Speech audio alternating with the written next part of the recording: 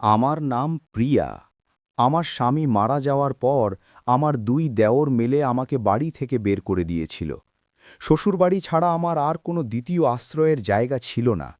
বাড়ি থেকে বের হওয়ার আগে আমি আমার দেওরদের বলেছিলাম যে আমি এখান থেকে চলে যাব, কিন্তু আমার স্বামীর কিছু পুরনো জিনিস আমার প্রয়োজন। ওদের মনে হয়েছিল যে হয়তো আমি বাড়ি বা গয়না নিয়ে যাব। ওরা আমাকে পরিষ্কার মানা করে দিয়েছিল। কিন্তু আমি বললাম আমার স্বামীর কোনো মূল্যবান জিনিসের দরকার নেই, বরং আমার কাছে ওনার সবচেয়ে দামি সম্পদ হল ওনার ওই ব্যাগটা, যে ব্যাগটার মধ্যে ওনার নিজের হাতের লেখা কবিতা আর ওনার জীবনের নানা মুহূর্তের গল্পের ডায়েরিগুলো রাখা আছে। যখন আমি ওই ব্যাগটা নিজের হাতে তুলে নিলাম, তখন আমার দুই দেওর আর জারা উচ্চস্বনে হাসতে লাগল আর বলতে লাগল, জানি না এই বইগুলো দিয়ে ও কি করবে, আমরা তো এগুলো রদ্দিতে বিক্রি করে দিতাম। আমি চুপচাপ আমার সন্তানকে নিয়ে সেখান থেকে বেরিয়ে এলাম এবং নিজের জীবন একটা ছোট কাঁচা ঘরে কাটাতে লাগলাম।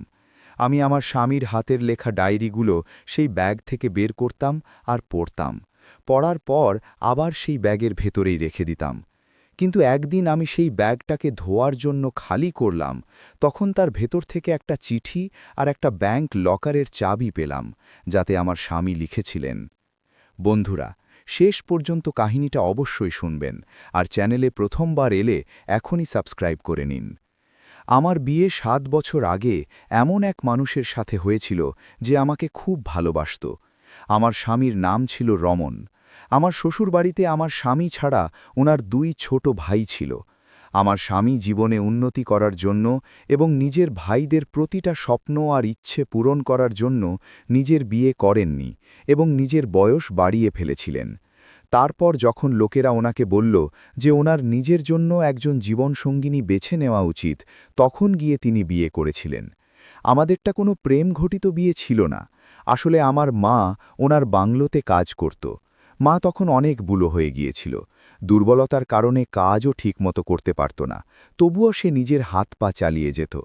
আমরা একটা ছোট কাঁচা বাড়িতে থাকতাম। আমার বাবা এই পৃথিবীতে ছিলেন না, আর আমি আমার বাবা মায়ের একমাত্র মেয়ে ছিলাম। আমরা খুব গরিব ছিলাম। আগে আমার মা পাড়ার লোকেদের বাড়িতে কাজ করত, যেখানে খুব কম টাকা পাওয়া যেত। তাই আমার আর মায়ের দিন চালানো খুব কঠিন হয়ে দাঁড়িয়েছিল। তারপর একদিন আমার মা শহরের এক বড় ফ্যাক্টরি মালিকের বাড়িতে কাজ পেল। তখন আমাদের ঘরে কিছুটা শান্তি এলো। সেই মানুষটি খুব দয়ালু ছিলেন এবং তিনি আর কেউ নন, স্বয়ং আমার স্বামী রমন ছিলেন, যিনি আমার মাকে ওনার কাজের জন্য বেশি টাকা দিতেন। কিন্তু আমার মা খুব অসুস্থ হয়ে গেল এবং কয়েকদিন সেখানে কাজ করার পরই মারা গেল, যার ফলে আমি একা হয়ে গেলাম। যখন লোকেরা রমনকে বিয়ে করার পরামর্শ দিল, তখন ওনার আমার কথা মনে পড়ল, কারণ তিনি অনেকবার ওনার চাকরের মাধ্যমে আমার সাহায্যের জন্য টাকা পাঠাতেন। আমার বয়স তখন 24 বছর ছিল, আর রমন আমার থেকে 15 বছরের বড় ছিলেন। এই পাপিষ্ঠ সমাজে অনেক গরিব মেয়ে শুধুমাত্র পণের কারণে অবিবাহিত থেকে যায়।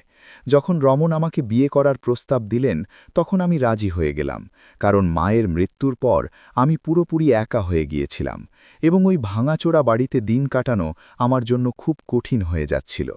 একজন গরিব মেয়েকে বিয়ে করে তিনি শুধু আমাকে সমাজেই সম্মান দেননি, বরং আমার খুব যত্নও নিয়েছিলেন। আমি সেই বাংলোর সবচেয়ে বড় বউ হয়ে গেলাম। আমার স্বামী একজন দয়ালু আর সৎ মানুষ ছিলেন। সব সময় গরিব আর অসহায় মানুষদের সাহায্য করতে সবার আগে থাকতেন। আমি ওনার 2 ভাইকে নিজের ছোট ভাইয়ের মতো মনে করতাম আর ওদের খুব সম্মান করতাম। আমার বড় দেওরের নাম ছিল গগন আর ছোট দেওরের নাম আনমোল। আমাদের বিয়ের 2 বছর পর ভগবান আমাকে একটি পুত্র সন্তান দান করলেন। তখন আমাদের খুশি দ্বিগুণ হয়ে গেল। আমার জীবনে কোনো অভাব ছিল না, সবকিছু খুব ভালো চলছিল। কিন্তু তারপর আমার স্বামীর এমন এক রোগ ধরল যা ওনার শরীরকে ভাঙতে শুরু করল। ওনার চিকিৎসা অনেক বড় বড় ডাক্তারদের দিয়ে করানো হয়েছিল, কিন্তু সময়ের সাথে সাথে তিনি দুর্বল হতে লাগলেন এবং অবস্থার উন্নতি হওয়ার বদলে অবনতি হতে লাগল। আমি ওনার খুব যত্ন নিয়েছিলাম। আমার 2 দেওর তখন ওনার ব্যবসা দেখাশোনা করছিল। আমাদের বিয়ের 3 বছর পর 2 দেওরই বিয়ে করে নিয়েছিল। ওরা নিজেদের পছন্দের মেয়ে খুঁজে নিয়েছিল। এভাবেই আমার 2 জা ঘরের দেখভাল করতে শুরু করল। এভাবে অনেক সময় কেটে গেল। আমি শুধু আমার স্বামীর সেবা করতেই ব্যস্ত থাকলাম। এই কঠিন সময়ে ওনার আমাকে খুব প্রয়োজন ছিল। আমাদের ছেলের বয়স 5 বছর হয়ে গিয়েছিল। একটি ছেলে হওয়ার পর আমাদের আর কোনো সন্তান হয়নি। আমার দেওরদের প্রত্যেকের 2টি করে সন্তান ছিল। আমি সবসময় আমার স্বামীর সুস্থতার জন্য ঈশ্বরের কাছে প্রার্থনা করতাম। কিন্তু একদিন রোগের সাথে লড়তে লড়তে তিনি পরলোক গমন করলেন এবং আমাকে বিধবা করে রেখে গেলেন। আমার ছেলে তার বাবাকে হারালো। এই বাড়ি যা সবসময় খুশিতে ভরা ছিল তা এখন উজাড় হয়ে গেল। আমি আমার ছেলেকে বুকে জড়িয়ে কাঁদতাম। আমাদের বার্ধক্য আর ছেলের উজ্জ্বল ভবিষ্যতের জন্য ওনার অনেক স্বপ্ন ছিল, যা তিনি ওনার ডায়েরিতে লিখেছিলেন। আমার স্বামীর ডায়েরি লেখার খুব শখ ছিল এবং তিনি ওনার ডায়েরিতে জীবনের আনন্দ আর দুঃখের মুহূর্তগুলোর পাশাপাশি কবিতা লিখতেও খুব ভালোবাসতেন। তিনি শিক্ষিত ছিলেন এবং নিজের পরিশ্রম দিয়ে একজন সফল মানুষ হয়েছিলেন, কিন্তু তিনি কোনোদিন এই নিয়ে অহংকার করেননি। এই বাড়িতে সবাই একসময় আমার স্বামী আর আমাকে খুব সম্মান করত। এখন ওনার মৃত্যুর পর আমার আর আমার ছেলের প্রতি সবার ব্যবহার বদলে যেতে শুরু করল। ওনার মৃত্যুর মাত্র 25 দিনই হয়তো হয়েছিল যখন এই বাড়ির লোকেদের হাবভাব বদলে যেতে শুরু করে দিয়েছিল। বিশেষ করে আমার আর আমার ছেলের জন্য পরীক্ষা আর বিপদগুলো আমাকে আবার পরখ করতে শুরু করল। আমার স্বামীর চলে যাওয়ার পর আমি এই বাড়িতে খুব একা অনুভব করতে লাগলাম। আমার দেওররা, যাদের নজর এখন আমার স্বামীর সম্পত্তির ওপর ছিল, যদিও আমার স্বামী নিজের ব্যবসা আর ফ্যাক্টরি বানানোর জন্য দিন-রাত এক করে পরিশ্রম করেছিলেন এবং আইনগতভাবে এই সব ওনার ছেলের হওয়া উচিত ছিল, কিন্তু আমার 2 দেওর আমাদের মা ছেলেকে অবহেলা করছিল। 2 দেওর, যাদের আমার স্বামী নিজের ছেলের চেয়েও বেশি ভালোবাসতেন, তারা ওনার অসুস্থতার সময় ওনার পাশে বসতেও চাইত না। ওনার শরীর কেমন আছে জিজ্ঞেস করা তো অনেক দূরের কথা, কিন্তু এখন যখন তিনি চলে গেছেন, আমি পরিষ্কার দেখতে পাচ্ছিলাম যে আমার আর আমার ছেলের ওপর বিপদের মেঘ ঘনিয়ে আসছে। স্বামীর মৃত্যুর 1 মাস পার হয়ে গিয়েছিল। বাড়িতে অশান্তি আর উত্তেজনা ছড়িয়ে গিয়েছিল। 2 দেওর যারা লোক দেখানো কাঁদছিল, এখন তারা লালসা আর লোভে অন্ধ হয়ে গিয়েছিল। ওরা নিজেদের স্ত্রীদের সাথে আলোচনা করতে ব্যস্ত ছিল। ওরা আমার আর আমার ছেলের দিকে এমনভাবে তাকাত যেন আমরা পরিবারের সদস্য নই, বরং কোনো অচেনা মানুষ। ধীরে ধীরে আমাকে এই বাড়িতে অত্যাচারের সম্মুখীন হতে হলো। আমার ছোট জায়ের নাম ছিল দীপা। সে প্রায়ই আমাকে বলতো, দিদি, তুমি কতদিন তোমার স্বামীর শোক পালন করবে? এখন বাড়ির কাজে সাহায্য করো। আমি যে একসময় এই বাড়ির মালকিন ছিলাম, এখন এক পরিচারিকার মতো কাজ করছিলাম। বাড়ির পরিচারিকাদের কাজ থেকে ছাড়িয়ে দেওয়া হয়েছিল, আর তাদের সমস্ত দায়িত্ব আমাকে দেওয়া হয়েছিল। আমি চেয়েও ওদের কিছু বলতে পারছিলাম না। ওদের ষড়যন্ত্রের কথা আমি আন্দাজ করতে পারছিলাম, কিন্তু আমি কি করতে পারতাম? আমি ছিলাম এক দুর্বল, অসহায় নারী, যার একটা 5 বছরের বাচ্চা ছিল। বাচ্চাটা নিজের বাবাকে মনে করে কাঁদত, আর বাড়ির সবার ব্যবহার দেখে আমাকে জিজ্ঞেস করত, মামুনি, পাপা কোথায় চলে গেছে? ওনার চলে যাওয়ার পর কেউ আমাদের ভালোবাসে না। কিন্তু আমি ওকে সান্ত্বনা দিতাম, বাবা, কেউ তোকে ভালোবাসুক আর না বাসুক, তোর মা সব সময় তোর পাশে আছে। একদিন সন্ধ্যায় আমাকে পুরো পরিবারের সামনে ডাকা হলো। যখন আমি হলঘরে পৌঁছলাম, তখন আমার 2 জা আগেই সেখানে উপস্থিত ছিল। ওদের মুখগুলো খুব গম্ভীর ছিল, যেন কোনো বড় সিদ্ধান্তের ঘোষণা হতে চলেছে। আমি ইতস্তত করতে করতে সেখানে গেলাম আর একটা কোণায় বসে পড়লাম। ওই 2 ভাইয়ের ব্যবহার দেখে আমার মনে হয়েছিল যে আজ খুব খারাপ কিছু হতে চলেছে। বড় দেওর গগন গলা পরিষ্কার করে কথা শুরু করল। দেখুন ভাবি, ভাই তো আর এই দুনিয়ায় নেই, এখন এই বাড়ির বিষয়গুলো দেখার আমাদের দায়িত্ব। আপনি তো জানেনই যে এখন মহার্ঘতার সময়, আর ব্যবসার অবস্থাও খুব একটা ভালো নয়, তাই আমাদের পক্ষে এত বড় বাড়ির খরচ চালানো আর তার ওপর আপনার ও আপনার ছেলের দেখাশোনা করা মুশকিল হয়ে দাঁড়াচ্ছে। ছোট দেওর বড় ভাইয়ের কথা শোনার পর সায় দিয়ে বলল, হ্যাঁ বড় ভাই, তুমি একদম ঠিক বলেছ। আর তাছাড়া ভাবি, আপনি তো জানেনই যে এখন আপনি বিধবা হয়ে গেছেন। সমাজে বিধবা মহিলাদের ভালো চোখে দেখা হয় না। কাল লোকে আপনার সম্পর্কে আজেবাজে কথা বলবে। যখন আমাদের বাচ্চারা বড় হবে, তখন ওদের বিয়ে থা বা সম্পর্কের ক্ষেত্রেও সমস্যা আসবে। আমি ওদের কথা শুনে অবাক হয়ে গেলাম। আমি বললাম, যদি আমি বিধবা হয়ে থাকি তবে সেটা আমার দোষ নয়। আমার স্বামী এই বাড়ি নিজের পরিশ্রমে বানিয়েছেন। তিনি আমার আর আমার ছেলের জন্য অনেক সুবিধা করে গেছেন।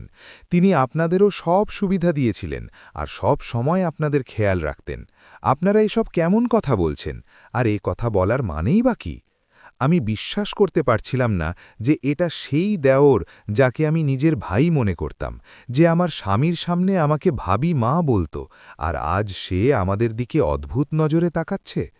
দেওরের বউ বলল, দিদি, আমরা সত্যিই এটাই চাই যে আপনার এই বাড়ি ছেড়ে দেওয়া উচিত। আমার আর দীপার বান্ধবীরা এখানে আসে। আপনার এখানে থাকাটা আমাদের বান্ধবীদের সামনে খুব লজ্জাজনক মনে হয়। আমার যাকে আমি নিজের ছোট বোন মনে করতাম, সে আমাকে টিপ্পনি কাটছিল আর বাড়ি থেকে বের করে দেওয়ার কথা বলছিল। দুই জায়ের মুখেই একটা বাঁকা হাসি ছিল, যা আমার বুকে তীরের মতো বিঁধছিল। আমি কাঁপানো গলায় বললাম, আপনারা কি নিয়ে কথা বলছেন? এই বাড়ি আমার স্বামীর আর আমার ছেলের, আর আমি আপনাদের ভাবি। আপনারা সবাই জানেন যে আমার বৃদ্ধ মা মারা গেছে, আমার আর কেউ নেই। রমন আমার একাকিত্ব দেখে দয়া করে আমাকে বিয়ে করেছিলেন। এখন আমি কোথায় যাব? এই দুনিয়ায় আপনাদের ছাড়া আমার আর কেউ নেই। আপনারা কি আমার স্বামীর মৃত্যুর পর ওনাকে ভুলে গেলেন? আপনারা কি ভুলে গেলেন যে আমার স্বামী আপনাদের খুশির জন্য কত কিছু বিসর্জন দিয়েছেন? তখন ছোট দেওর বলল, ভাবি, লিগালি এই বাড়ি আমাদের, কারণ আমরা ভাইয়ের ছোট ভাই আর এই বাড়ির উত্তরাধিকারী। আপনি একজন বাইরের লোক। তিনি আপনার মতো একজন গরিব মহিলাকে এই বাড়িতে জায়গা দিয়েছেন আর আপনাকে নিজের স্ত্রী বানিয়ে মাটি থেকে আসমানে তুলেছেন। আমাদের ভাই আপনার ওপর অনেক বড় উপকার করেছেন। এখন আপনাকে এই বাড়ি ছাড়তেই হবে। আর যদি আপনি আপনার ছেলের অধিকার নিয়ে কথা বলতে চান, তাহলে শুনে রাখুন, ভাই যখন অসুস্থ হয়ে গিয়েছিল তখন ওনার ব্যবসা আমরাই সামলেছিলাম। ওনার চিকিৎসায় প্রচুর টাকা খরচ হয়েছে। সেই কারণেই আপনার ছেলের অধিকার ভাইয়ের চিকিৎসা করাতেই শেষ হয়ে গেছে। কিন্তু আমরা আপনাকে বলে দিই, আমরা আপনাকে 1 ইঞ্চি জমিও বা 1 পয়সাও নিতে দেব না। এখন যখন ভাই চলে গেছে, আমরা আপনার আর আপনার ছেলের বোঝা সইতে পারব না। এ কথা শুনে আমার চোখ দিয়ে জল পড়তে লাগল। আমি হাত জোড় করে বললাম, এভাবে বলবেন না। আমি আমার স্বামীর সেবা লোভের পরে করিনি। তিনি আমার স্বামী ছিলেন, আমার সব কিছু ছিলেন। আমার ধন সম্পদ বা জমির লোভ নেই, শুধু আমাকে এই বাড়ির এক কোণায় থাকতে দিন। আমি আপনাদের পরিচারিকা হয়ে থাকব। এই দুনিয়া বড় নিষ্ঠুর। আমি আমার ছেলেকে নিয়ে একা কোথায় ঘুরে বেড়াব? আমার বাচ্চাটাও ছোট, ওকে নিয়ে আমি কোথায় যাব? কিন্তু আমার চোখের জলের সেই পাষাণ হৃদয়ের মানুষদের ওপর কোনো প্রভাব পড়ল না। দ্বিতীয় যা টিপ্পনি কেটে বলল, আমরা আপনার চালগুলো ভালোই বুঝি। আপনি নিরীহ সেজে আমাদের স্বামীদের আবেগপ্রবণ করার চেষ্টা করছেন, কিন্তু সেটা হবে না। আপনাকে এই বাড়ি ছাড়তেই হবে, আর সেটা আজই। দুই দেওরই এই কথায় একমত হল আর চূড়ান্ত সিদ্ধান্ত ঘোষণা করল, নিজের মালপত্র গুছিয়ে নিন আর চলে যাবার জন্য তৈরি হয়ে যান। আমি কাঁদছিলাম আর অনুনয় বিনয় করছিলাম। দেওর বলল, দেখুন ভাবি, আমাদের কাছে ফালতু সময় নেই। আমরা এই বাড়ি বিক্রি করে নিজেদের অংশ নিয়ে ব্যবসা আলাদা করার সিদ্ধান্ত নিয়েছি। তাই আপনার জন্য এই বাড়িতে আর কোনো জায়গা নেই। নিজের জিনিস গুছিয়ে নিন আর যেখানে খুশি চলে যান। আপনি কোনো আত্মীয়ের কাছে যান বা অনাথ আশ্রমে, সেটা আপনার সমস্যা, আমাদের নয়। আমি আমার স্বামীর ভাইয়ের মুখের দিকে তাকালাম, যেখানে দয়ার কোনো চিহ্ন দেখা গেল না। আমার ছেলেও ভয়ে আমার পা জড়িয়ে ধরল।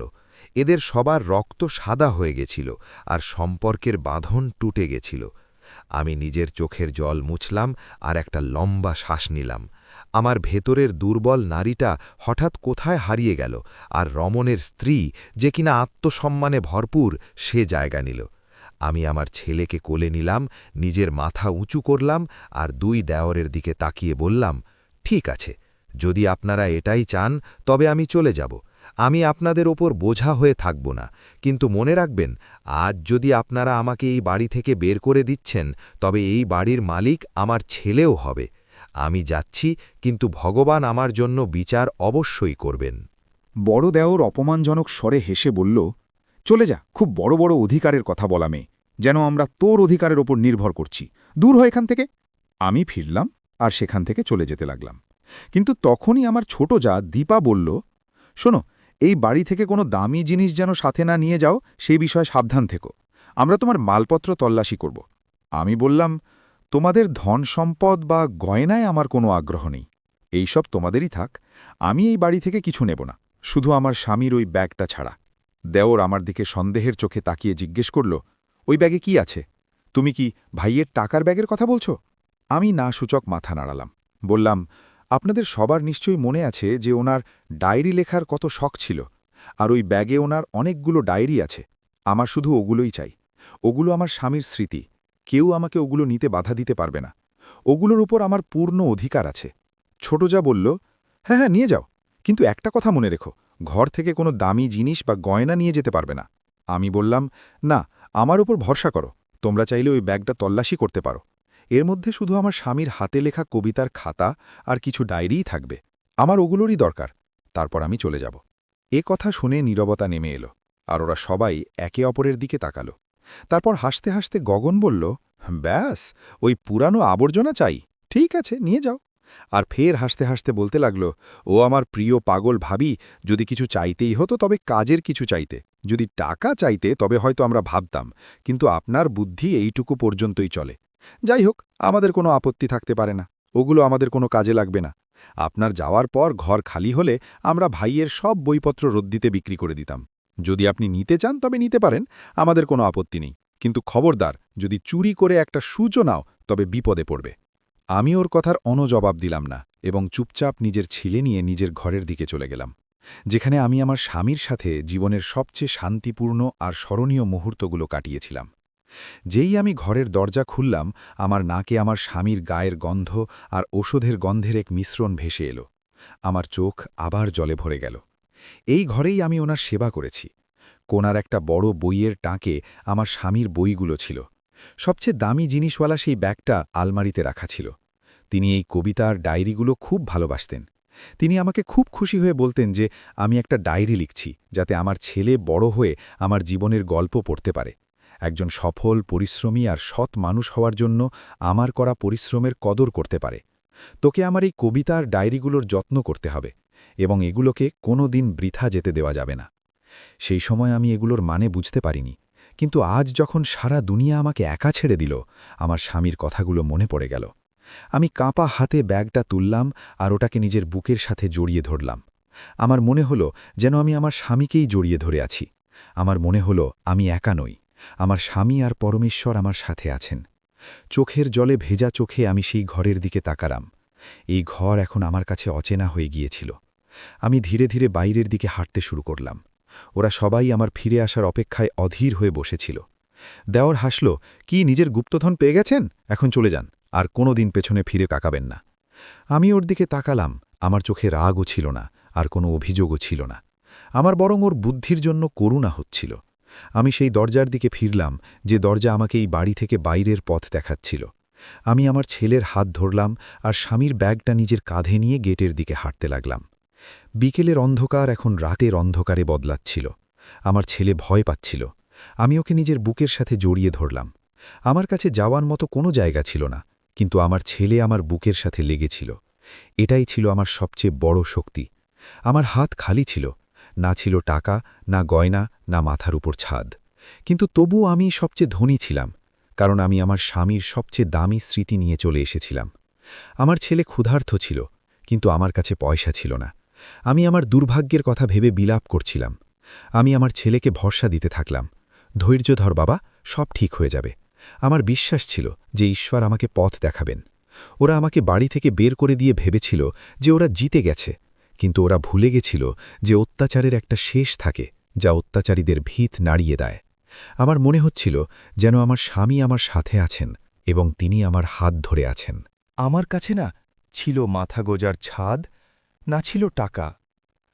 আমি অনেকবার ভাবলাম যে কোথায় যাব। তারপর আমার মায়ের বাড়ির কথা মনে পড়ল।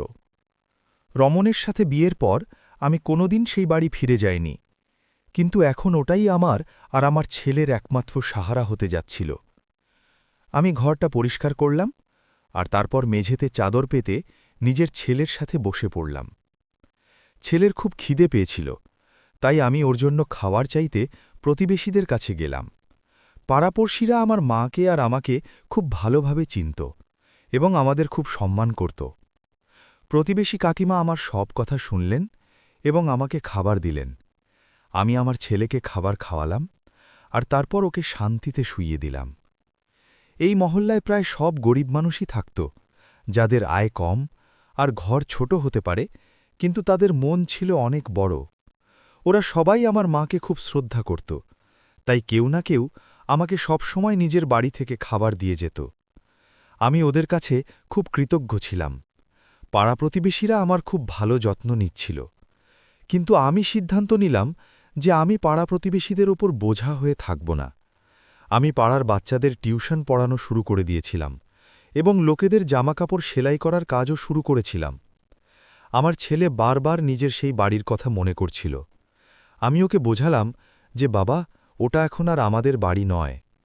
ও কারো সাথে বেশি খেলাধুলা বা কথা বলতো না। ও এটাও বুঝতে পারছিল যে আমাদের জীবনে অনেক কিছু বদলে গেছে। যা খাবার থাকত তাই আমরা খাচ্ছিলাম। আমাদের ছেলেরও পেট ভরত না, কারণ আমরা দিনে দুবার শুকনো রুটিও খেতে পারতাম না, আর অনেক সময় আমরা না খেয়েও থাকতাম। কিন্তু আমি তবুও আমার ছেলেকে খুশি রাখার চেষ্টা করতাম। আমি কাঁদতাম আর ঈশ্বরের কাছে প্রার্থনা করতাম। নিজের সুখ আর দুঃখ ওনার সাথে ভাগ করে নিতাম আর নিজের কাজে ব্যস্ত থাকতাম। আমার যে হাত একসময় খুব নরম আর কোমল ছিল, তা এখন কঠোর পরিশ্রমের কারণে খসখসে হয়ে গিয়েছিল। কিন্তু আমার সাহস অনেক বেড়ে গিয়েছিল। অন্যদিকে সেই বাংলো ধ্বংস হয়ে গিয়েছিল। দুই দেওর আমাকে বের করে দেওয়ার পর স্বস্তির নিঃশ্বাস নিয়েছিল। ওরা নিজেদের স্বাধীন ভাবছিল, পুরো সম্পত্তির একমাত্র মালিক। ওরা সবার আগে আমার স্বামীর পুরনো আর অভিজ্ঞ ম্যানেজারকে চাকরি থেকে বের করে দিয়েছিল, কারণ তিনি দুই ভাইকে ভুল কাজ করতে বাধা দিয়েছিলেন আর তাদের ব্যবসা সততার সাথে চালানোর পরামর্শ দিয়েছিলেন। গগন ফ্যাক্টরির কাজকর্ম নিজে তদারকি করতে শুরু করেছিল, কিন্তু তার সাথে সাথে তার উদ্দেশ্যও লোভে ডুবে গিয়েছিল। সে রাতারাতি বড়লোক হতে চাইছিল আর নিজের ভাইয়ের পরিশ্রমের কোনো মর্যাদা দিচ্ছিল না। সে সেই পুরনো বিশ্বস্ত সরবরাহকারীদের ছেড়ে দিয়েছিল এবং নতুন অসাধু ব্যক্তিদের সাথে চুক্তি শুরু করেছিল, যারা তাকে গোপন কমিশন দিত। ছোট দেওর তো আগে থেকেই বিগড়ে গিয়েছিল। তার আগে থেকেই অনেক খারাপ বন্ধু ছিল, যাদের সাথে আমার স্বামী তাকে বন্ধুত্ব করতে বারণ করতেন। কিন্তু এখন তাকে আটকানোর মতো কেউ ছিল না। পার্টি করা, মদ খাওয়া তার কাছে এক সাধারণ বিষয় হয়ে দাঁড়িয়েছিল। দুই স্ত্রীও আজেবাজে খরচে মেতে উঠেছিল, যার মধ্যে গয়নাগাটিও ছিল। দামি পোশাক আর দামি পার্টি তাদের নিত্যদিনের কাজ হয়ে দাঁড়িয়েছিল। দুই যা একে অপরের চেয়ে বেশি খরচ করতে ব্যস্ত থাকত। আমার স্বামী নিজের পরিশ্রম আর সততা দিয়ে যে ব্যবসা গড়ে তুলেছিলেন, ওনার ভাইলা তা অবহেলার সাথে বরবাদ করে দিয়েছিল। ফ্যাক্টরি থেকে লাভ হওয়া বন্ধ হয়ে গিয়েছিল, যার ফলে লোকসান হচ্ছিল। দুই ভাই সেই লোকসান সামাল দেওয়ার জন্য ব্যাংক থেকে বড় বড় লোন নিতে শুরু করেছিল। ওরা ভেবেছিল যে ওরা দ্রুত সবকিছু ঠিক করে নেবে, কিন্তু ঋণ বা লোন এমন একটা দলদল বা চোরাবালি, যাতে মানুষ যত বেশি হাত পা ছোড়ে সে তত বেশি গভীরে ডুবতে থাকে এবং সেখান থেকে বেরিয়ে আসা খুব মুশকিল হয়ে পড়ে। ধীরে ধীরে ঋণের বোঝা বেড়ে গেল আর আয় কমতে লাগল। পাওনাদাররা এখন ওদের কাছে টাকা চাইতে শুরু করল এবং ওদের দরজায় এসে খারাপ ব্যবহার করতে শুরু করল। বাজারে ওদের কোনো সম্মান রইল না। সরবরাহকারীরা ধারে মাল দেওয়া বন্ধ করে দিয়েছিল আর শ্রমিকরা বেতন না পাওয়ায় ধর্মঘটে চলে গিয়েছিল। দুই ভাই যারা নিজের ভাবিকে বের করে দেওয়ার সিদ্ধান্তে একজোট ছিল, এখন তারা একে অপরের রক্তের পিপাসু হয়ে গিয়েছিল আর একে অপরের শত্রু হয়ে গিয়েছিল। বড় ভাই ছোট ভাইয়ের ওপর জুয়া খেলে টাকা ওড়ানোর দোষ দিচ্ছিল, আর ছোট ভাই বড় ভাইকে নিজের ভুল সিদ্ধান্তের কারণে ব্যবসা লাটে তোলার জন্য টিপ্পনি করছিল। তাদের স্ত্রীরাও নিজেদের মধ্যে কুকুরের মতো লড়ত। বাড়িতে শান্তি ছিল না। আমি পুরনো পরিচারিকাদের মাধ্যমে তাদের খবর পাচ্ছিলাম। আমি জানতাম যে ঈশ্বর তাদের নিশ্চয়ই শাস্তি দিচ্ছেন, যারা অনাথ আর অসহায় মানুষদের ওপর অত্যাচার করে। সময় কাটতে থাকল, আর তারপর সেই দিন এলো যখন ভগবান নিজের হাতের দড়ি টেনে ধরলেন। ব্যাংক আর পাওনাদাররা বাংলো আর ফ্যাক্টরি ক্রোক করার নোটিশ পাঠিয়েছিল। এই খবর শহরে দাবানলের মতো ছড়িয়ে পড়ল। যে বাংলোটাকে ওরা নিজেদের রাজত্ব মনে করত আর যা নিয়ে গর্ব করত, তা নিলাম হতে চলেছিল। ওরা সেই সব আত্মীয় আর বন্ধুদের কাছে সাহায্যের জন্য ছুটে যাচ্ছিল, যাদের ওপর একসময় প্রচুর টাকা খরচ করেছিল, কিন্তু বিপদের সময় সবাই মুখ ফিরিয়ে নিল। সবশেষে সেই মহেন্দ্রক্ষণ এলো, যার ভাগ্যের ফয়সালা স্বর্গে হয়েছিল। আদালতের নির্দেশে বাংলো সিল করা হলো। 2 ভাই আর তাদের স্ত্রী ও সন্তানদের বাড়ি থেকে বের করে দেওয়া হলো। তফাৎ শুধু এটুকুই যে আমি মান সম্মানের সাথে বেরিয়েছিলাম, আমার মাথা উঁচু ছিল, আর এই লোকগুলোকে বেইজ্জতি আর অপমানের সাথে বের করে দেওয়া হলো। তাদের স্ত্রীরা, যারা কাল পর্যন্ত দামি পোশাক পরত, আজ তারা রাস্তায় বসে কাঁদছিল। এখন তাদের সেই ভাবির কথা মনে পড়ছিল যাকে তারা একসময় বোঝা মনে করত। এরই মাঝে আমার জীবন এক অদ্ভুত আর বিস্ময়কর মোড় নিতে চলেছিল। প্রতিদিনের মতো নিজের ছেলেকে ঘুম পাড়িয়ে সমস্ত কাজ মিটিয়ে আমি আমার স্বামীর ব্যাগ থেকে একটা ডায়েরি বের করে পড়তাম। ওটা একটা কাপড়ের ব্যাগ ছিল। আমার মনে হলো ব্যাগটা অনেক দিন ধোয়া হয়নি, যার ফলে খুব নোংরা হয়ে গিয়েছিল। আমি ভাবলাম ব্যাগ থেকে সব ডায়েরি আর বইপত্র বের করে ধুয়ে ফেলব। তাই আমি ওটা খালি করতে শুরু করলাম। আমার চোখে জল আসছিল। আমি ভাবছিলাম, আজ যদি আমার স্বামী বেঁচে থাকতেন, তাহলে তিনি নিজের ছেলে আর স্ত্রীকে এই অবস্থায় পৌঁছে দিতেন না। ব্যাগটা পুরোপুরি খালি হয়ে গেল। হঠাৎ ব্যাগ থেকে একটা কিছু বেরিয়ে এলো। এটা একটা ছোট উজ্জ্বল চাবি ছিল, যার ওপর 684 নম্বরটি লেখা ছিল। আমি ব্যাগের ভেতরে হাত ঢুকিয়ে একটি ছোট পকেট থেকে একটা চিঠি পড়ে থাকতে দেখলাম। হয়তো আগে আমার খেয়াল হয়নি। আমার বুক ধড়ফড় করতে শুরু করল। কাঁপানো হাতে কাগজটা বের করলাম। এটা আমার স্বামীর লেখা একটি চিঠি ছিল। আমি ছলছল চোখে চিঠিটা পড়া শুরু করলাম। চিঠিতে লেখা ছিল, আমার প্রিয় প্রিয়া, তুমি যদি এই চিঠিটা পড়ছ, তবে এর মানে হল আমি এখন আর এই দুনিয়ায় নেই, আর আমার সন্দেহগুলো একদম সত্যি প্রমাণিত হয়েছে। আমি জানতাম যে আমার চলে যাওয়ার পর আমার ভাইয়েরা তোমাকে আর নিজের ছেলেকে একা ফেলে দেবে আর সম্পত্তির লোভে বাড়ি থেকে বের করে দেবে। আমি ওদের স্বভাব জানি। ওরা কখনোই আমার বইগুলোর সাথে যুক্ত থাকবে না, কারণ ওদের হৃদয়ে জং ধরে গেছে আর ওরা দুনিয়ার লোভে হারিয়ে গেছে। কিন্তু আমার বিশ্বাস আছে যে আমার স্ত্রী আমার এই স্মৃতিচিহ্নগুলোকে নিজের হৃদয়ের কাছে আগড়ে রাখবে আর নিজের ছেলেরও খেয়াল রাখবে। আমি আমার জীবনে অনেক কিছু কামিয়েছি, কিন্তু আমার সবচেয়ে বড় আর আসল রোজগার হল আমার ছেলে আর তোমার ভালোবাসা। আমার ভাইয়েরা আমাকে নিরাশ করেছে। আমার অসুস্থতার সময় শুধু তুমিই আমার সেবা করেছ। ওরা আমার স্বাস্থ্যের ব্যাপারে একবারও খোঁজ নেয়নি। তুমি সেবা দিয়ে আমাকে কিনে নিয়েছ। আমি জানতাম আমার চলে যাওয়ার পর ওরা তোমাকে কষ্ট দেবে আর রাস্তায় দাঁড় করিয়ে দেবে। সেই জন্যই আমি জীবিত থাকাকালীন তোমার আর আমাদের ছেলের জন্য ব্যবস্থা করে রেখেছি। এই যে চাবিটা তুমি পেয়েছ, তা শহরের সবচেয়ে বড় ব্যাংকের একটি ব্যক্তিগত ও গোপন লকারের, যার নম্বরের ওপর লেখা আছে। আমি এই লকারটি শুধু তোমার নামেই নিয়েছিলাম এবং এর উইল ব্যাংকেই আছে। এতে সেই সব কিছু আছে যা আইনত তোমার, আর হয়তো তার চেয়েও বেশি। এটা তোমার ধৈর্য, সেবা আর অনুগত্যের পুরস্কার, এবং এই কথার প্রমাণ যে ঈশ্বর কখনোই কারো হক কেড়ে নেন না। যাও, নিজের রসে বশ বেরিয়ে নিজের আর নিজের ছেলের অধিকার বুঝে নাও। আমার ছেলের খুব খেয়াল রেখো আর ওকে একজন ভালো মানুষ হিসেবে গড়ে তোলো। তোমার স্বামী, রমন। এই চিঠি পড়ে আমার চোখে জল চলে এলো। আমি বিশ্বাস করতে পারছিলাম না যে আমার স্বামী আমাদের জন্য কত কিছু করে গেছেন। আমি অনেকক্ষণ বসে বসে কাঁদলাম। আমার মুঠোয় চাবি আর চিঠিটা ধরা ছিল। এখন আমার ভেতরে একটা নতুন সাহস আর বিশ্বাস জন্মেছে। আমি জানতাম এই চাবিটা শুধু সম্পদের চাবি ছিল না, বরং এটা ছিল আমার হারিয়ে যাওয়া সম্মানের চাবি। পরের দিন আমি আমার ছেলেকে নিয়ে ব্যাংকে পৌঁছলাম। যখন আমি কর্মকর্তাদের আমার স্বামীর কথা বললাম, আমাকে তক্ষুনি ভেতরে ডেকে নেওয়া হলো। ম্যানেজার আমার স্বামীকে খুব ভালো করে চিনতেন এবং তাকে খুব সম্মান করতেন। যখন আমি তাকে চাবি আর চিঠিটা দেখালাম, ম্যানেজার তৎক্ষণাৎ রেকর্ড পরীক্ষা করলেন। আসলে আমার স্বামী আমার নামে একটি ভিআইপি লকার তৈরি করেছিলেন এবং একটি উইল করে রেখেছিলেন যে এটা শুধু আমার উপস্থিতিতেই খোলা হয়। ম্যানেজার খুব সম্মানের সাথে আমাকে স্বাগত জানালেন এবং এমন একটা জায়গায় নিয়ে গেলেন যেখানে বড় বড় লকার আর কড়া নিরাপত্তার ব্যবস্থা ছিল। আমার বুক ধড়ফড় করছিল। ম্যানেজার একটি বড় লকারের সামনে গিয়ে থামলেন, যার উপর সেই একই নম্বর লেখা ছিল। ম্যানেজার চাবি লাগালেন এবং তারপর আমাকে আমার চাবিটি লাগাতে বললেন। আমার হাত কাঁপছিল, কিন্তু আমি পরমেশ্বরের নাম নিয়ে চাবিটি ঘোরালাম। লকারটি খুলে যাওয়ার শব্দ হল। ম্যানেজার সম্মানের সাথে পিছিয়ে গেলেন। আমি এগিয়ে গিয়ে লকারের ভেতর তাকালাম। আমি ভেবেছিলাম হয়তো কোনো গয়না বা কিছু টাকা থাকবে যা বিপদের সময় কাজে আসবে। কিন্তু এখানে তো এক অন্য জগৎ। লকারটি নোটের বান্ডিলে ঠাসা ছিল, তাতে সোনার বিস্কুট আর হীরের সেট নিজের উজ্জ্বলতায় চোখ ধাঁধিয়ে দিচ্ছিল। কিন্তু এর চেয়েও বড় কথা ছিল ভেতরে থাকা একটি ফাইল, যাতে আমার স্বামী অত্যন্ত গোপনে নথিপত্র তৈরি করে রেখেছিলেন। সেই নথিপত্র অনুযায়ী শহরের 3টে বড় ফ্ল্যাট এবং একটি ফার্ম হাউস যা তিনি গোপনে আমার জন্য কিনেছিলেন, সেগুলো আইনত আমার আর আমার ছেলের নামে ছিল। এসব দেখে আমার চোখ কপালে উঠল। আমি তো সেই নারী যাকে আমার স্বামীর ভাইয়েরা বোঝা মনে করে বাড়ি থেকে বের করে দিয়েছিল।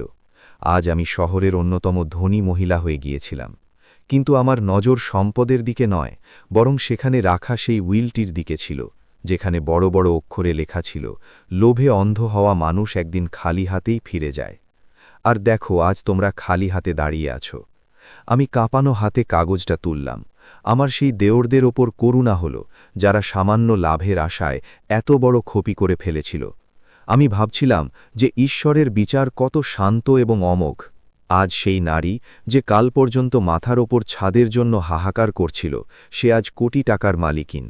আর আমার স্বামীর ভাইয়েরা, যারা কাল পর্যন্ত কোটিপতি ছিল, তারা আজ পথে বসার অবস্থায় এসে গেছে।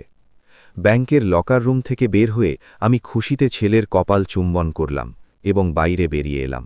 আমার মনে এক অদ্ভুত প্রশান্তি নেমে এলো, যা আমার সমস্ত দুঃখকে মুছে দিল। একটা অটোরিকশা ডাকলাম আর উঠে বসলাম। আমি চাইলে শোরুম থেকে গাড়িও কিনতে পারতাম, কিন্তু আমি কোনো লোক দেখানো কিছু করতে চাইছিলাম না। তারপর আমি ছেলেকে নিয়ে সরাসরি সেই উকিলের কাছে গেলাম, যার কথা নথিপত্রে উল্লেখ ছিল। উকিল সাহেব আমার স্বামীর পুরনো বন্ধু ছিলেন।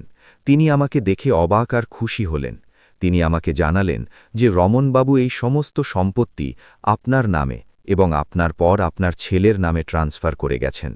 তিনি উইল করেছিলেন, যতক্ষণ না আপনি নিজে থেকে আসবেন ততক্ষণ আমি কিচ্ছু বলবো না, কারণ তিনি চেয়েছিলেন আপনি যেন পরিস্থিতির আগুনের তাপে পুড়ে সোনা হয়ে ওঠেন এবং নিজের দেওর জায়েদের আসল রূপ দেখতে পান। উকিল সাহেবের কথা শুনে আমার চোখে জল চলে এলো। তিনি দ্রুত আইনি প্রক্রিয়া শুরু করলেন এবং আমাকে সেই সমস্ত ফ্ল্যাট আর ফার্ম হাউসের দখল পাইয়ে দিলেন, যা আইনত আমার আর আমার ছেলের সম্পত্তি ছিল। সবার আগে আমি আমার মায়ের পুরনো পাড়ায় গেলাম। সেখানকার গরিব মানুষ যারা আমাকে সাহায্য করেছিল, তাদের ঘরবাড়ি ঠিক করার জন্য অনেক টাকা দিলাম। তারপর আমি আমার স্বামীর পুরনো বিশ্বস্ত চাকরদের খুঁজে বের করলাম, যাদের আমার দেওররা অপমান করে বের করে দিয়েছিল। আমি তাদের সাহায্য করলাম এবং পুনরায় কাজে যোগ দেওয়ার প্রস্তাব দিলাম, কারণ আমি আমার স্বামীর নিলাম হওয়া ফ্যাক্টরি আবার কিনে নিয়েছিলাম। সেই ফ্যাক্টরি যা তিনি অনেক পরিশ্রম দিয়ে তৈরি করেছিলেন। পুরো শহরে এই খবর ছড়িয়ে গেল যে রমন রায়ের স্ত্রী তার স্বামীর ব্যবসা সামলে নিয়েছেন এবং তিনি ঠিক তার স্বামীর মতোই দয়ালু আর ধৈর্যশীল। আমার স্বামীর ব্যবসা, যা তার ভাইয়েরা অবহেলায় নষ্ট করে দিয়েছিল, আমার পরিশ্রম আর সততায় আবার প্রাণ ফিরে পেল। ফ্যাক্টরির মাটি যেন আশীর্বাদ দিতে শুরু করল, আর শ্রমিকদের ঘরে আবার সুখ শান্তি ফিরে এলো। আমি আমার ফার্ম হাউসটিকে নিজের বাসস্থান বানিয়ে নিলাম। আমার ছেলে এখন খুব খুশি। আগে তোর মুখের হাসিই হারিয়ে গিয়েছিল। এটাই সত্যি যে ঈশ্বর তা করেন না যা আমরা চাই, বরং তিনি তা করেন যা আমাদের জন্য মঙ্গলজনক। স্বামীর মৃত্যুর পর আমি অনেক কষ্টের সম্মুখীন হয়েছিলাম, কিন্তু ঈশ্বর তারপর আমার জীবনে খুশির জোয়ার এনে দিয়েছেন। এই সুখের মাঝেও আমি সবসময় আমার স্বামীর অভাব অনুভব করি, যে যদি তিনি আজ সাথে থাকতেন তাহলে আমাদের জীবন কত সুন্দর হতো। কিন্তু এটাও সত্যি যে ভাগ্যের লেখন কখনোই বদলানো যায় না। যা ভাগ্যে লেখা থাকে তা হবেই। হয়তো আমার স্বামী এসব আগে থেকেই জানতেন, তাই তিনি আগে থেকেই সব ব্যবস্থা করে রেখেছিলেন। জ্বলে যাওয়ার সময়ও তিনি শুধু আমাদের কথাই ভেবেছিলেন। মাঝে মধ্যে স্বামীর কথা মনে করে আজও আমার চোখ ভিজে ওঠে, কিন্তু আমি ছেলের সামনে কখনো জল পড়তে দিই না, কারণ আমি চাই না আমার জন্য আমার ছেলে দুঃখী হোক। আমি সব সময় ওকে খুশি দেখতে চাই। আমি ওকে একটা ভালো স্কুলে ভর্তি করালাম। আমি সম্পদকে আমার হৃদয়ে নয়, বরং হাতের মুঠোয় রেখেছি, যাতে সে আমার উপর চড়ে না বসে। এই সময়ের মধ্যে আমার দুই দেওরের অবস্থা খুব খারাপ হতে লাগল। বাংলো ছাড়ার পর তারা কিছুদিন সস্তা হোটেলে থাকল, কিন্তু টাকা ফুরিয়ে যাওয়ার পর তারা রাস্তায় চলে এলো।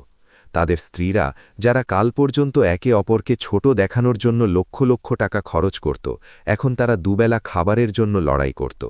তাদের সন্তানেরাও না খেয়ে থাকত। বড় দেওর গগন ছোটখাটো কাজ করার চেষ্টা করেছিল, কিন্তু তার অতি তার অহংকার সামনে চলে আসত। সে যেখানেই যেত, লোকে তাকে চিনতে পেরে বলত, এ তো রমন রায়ের সেই অকর্মণ্য ভাই, যে নিজের পরিবারের সাথে প্রতারণা করেছিল। আর মেজ দেওর নেশায় এত আসক্ত হয়ে গিয়েছিল যে সে ভিক্ষে করতে শুরু করল। দুই ভাই যারা আগে দামি পোশাক পরে বুক ফুলিয়ে চলত, এখন তারা ছেঁড়া ফাটা জামা পরে ঘোরে। পাওনাদারদের ভয় তাদের সব সময় তাড়া করতে বেড়াত। তারা পালিয়ে পালিয়ে বেড়াত। কিন্তু খিদে এমন এক বাস্তবতা যা মানুষকে অন্ধকার গর্ত থেকেও বের করে আনতে পারে।